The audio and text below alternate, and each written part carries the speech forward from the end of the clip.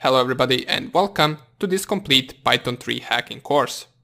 Now in this course we're going to code multiple projects, each one of them will have its own purpose and you will have all of the code at the end of each project in the resources list to download.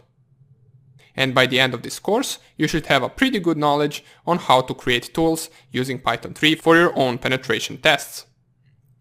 So as I mentioned, this will gather different tools from different fields, such as for example port scanners, backdoors, email scrapers, vulnerability scanners, and many more.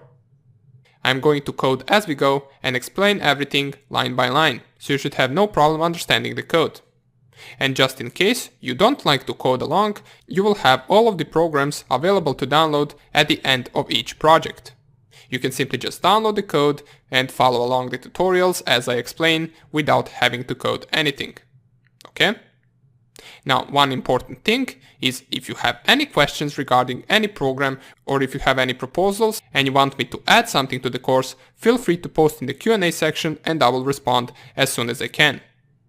Also, if you don't understand anything, make sure that you post in the Q&A section or send me a private message and I will also respond there as well. Another thing to mention is that throughout the course there will be different articles and bonus lectures which will give you additional knowledge, and for example if this course doesn't cover something such as for example installing Windows 7 virtual machine, I'll make sure to leave a link to the tutorial where you can watch and follow along the tutorial in order to continue the course.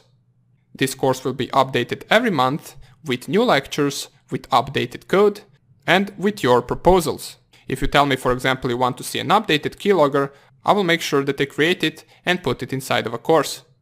Now in this course we are going to use Kali Linux as a virtual machine, and don't worry, I will lead you through the steps of installation in the introductory part of the course. In case you're an advanced ethical hacker, feel free to skip the introductory part and get straight into the coding lessons.